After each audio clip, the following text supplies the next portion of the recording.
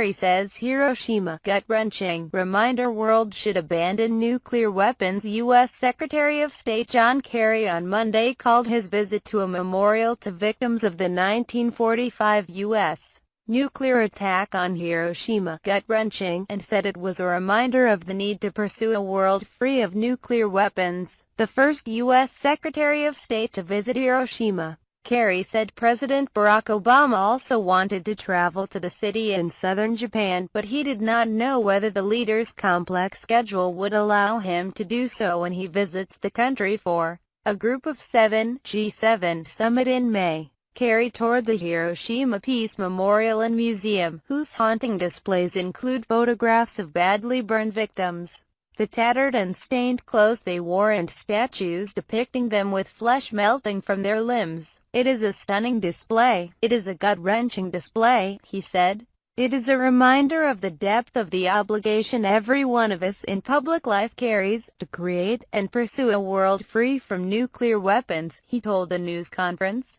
After the tour by Kerry and his fellow G7 foreign ministers, the group issued a statement reaffirming their commitment to building a world without nuclear arms, but said the push had been made more complex by North Korea's repeated provocations and by worsening security in Syria and Ukraine.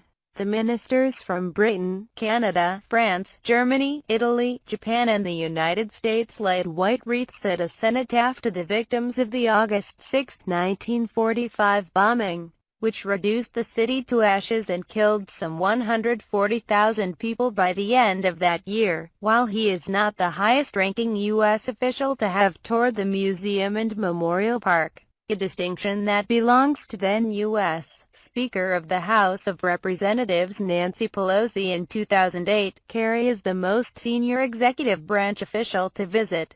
Everyone in the world should see and feel the power of this memorial. It is a stark, harsh, compelling reminder not only of our obligation to end the threat of nuclear weapons, but to rededicate all our effort to avoid war itself, the chief U.S. diplomat wrote in a guest book. Asked later if this meant Obama should come, Kerry said, "Everyone means everyone.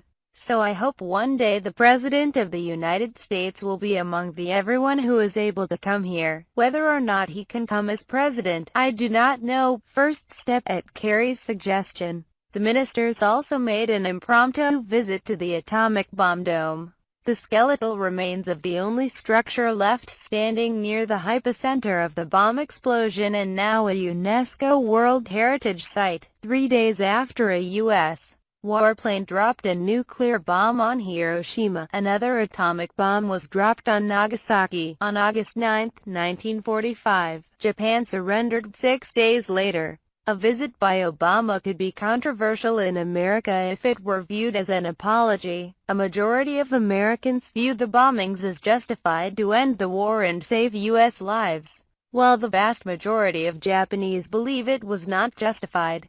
Hopes for Obama's visit to Hiroshima were raised after an April 2009 speech in Prague when he called for a world without nuclear weapons. He later said that he would be honored to visit the two nuclear-attacked cities. The G7 foreign ministers' trip to the museum and memorial is part of Japan's effort to send a strong nuclear disarmament message from Hiroshima, the world's first city to suffer atomic bombing. "I think this first-ever visit by G7 foreign ministers to the Peace Memorial Park is a historic first step towards reviving momentum toward a world without nuclear weapons," Japanese Foreign Minister Fumio Kishida said in a statement. He later told a news conference that it was inconceivable that Japan would ever decide to have nuclear weapons. Last month, U.S. Republican presidential candidate Donald Trump said Japan and South Korea should build such weapons to deter enemies. In a separate, detailed statement, the G7 ministers singled out North Korea for sharp criticism, condemning its recent nuclear tests and launches using ballistic missile technology, and in a statement on maritime security,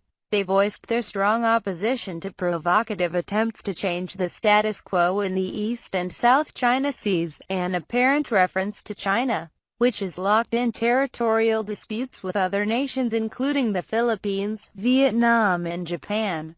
A